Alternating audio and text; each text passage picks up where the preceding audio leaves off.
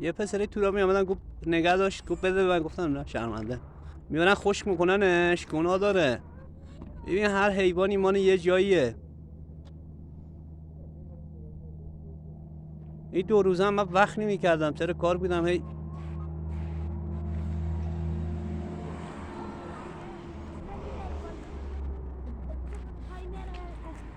بلند شو. باریکلا رفت.